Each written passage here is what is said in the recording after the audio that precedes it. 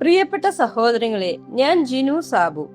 RAK MCMFന്റെ നേതൃത്വത്തിൽ ഈ മാസം നടത്തപ്പെടുന്ന ധന്യന്മാർ ഇവാനിയോസ് പിതാവിന്റെ ജീവിതത്തെ ധ്യാനിക്കുന്ന ഈ അവസരത്തിൽ എനിക്ക് നിങ്ങളോട് പങ്കുവയ്ക്കാനുള്ളത് പിതാവ് നൽകിയ വിദ്യാഭ്യാസത്തിന്റെയും ആത്മീയ വളർച്ചയുടെയും പ്രാധാന്യത്തെക്കുറിച്ചാണ്.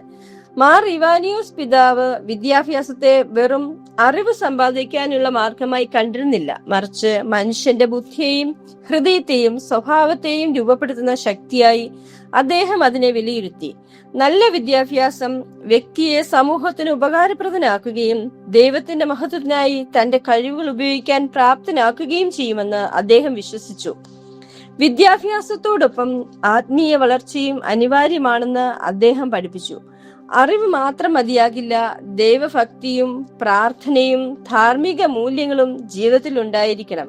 വിദ്യാഭ്യാസവും ആത്മീയതയും ഒരുമിച്ച് ചേരുമ്പോഴാണ് ഒരു വ്യക്തിയുടെ സമഗ്ര വളർച്ച സാധ്യമാകുന്നത്.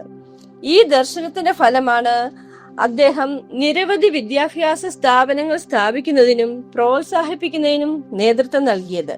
വിദ്യാർത്ഥികൾ പഠനത്തിൽ മികവ് പുലർത്തുന്നതിനോടൊപ്പം നല്ല സ്വഭാവവും ദൈവവിശ്വാസവും വളർത്തണമെന്ന് അദ്ദേഹം ആഗ്രഹിച്ചു.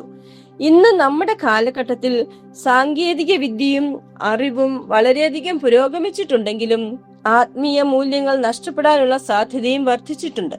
അതിനാൽ മാർ ഇവാനിയോസ് പിതാവിന്റെ സന്ദേശം ഇന്നും പ്രസക്തമാണ്. വിദ്യാഭ്യാസം മനസ്സിനെ പ്രകാശിപ്പിക്കട്ടെ, ആത്മീയത ഹൃദയത്തെ വിശുദ്ധമാക്കട്ടെ. നമുക്ക് പ്രാർത്ഥിക്കാം. കർത്താവേ, പിതാവിനെ പോലെ അറിവിലും വിശ്വാസത്തിലും ഒരുപോലെ വളരുവാൻ ഞങ്ങളെ അനുഗ്രഹിക്കണമേ.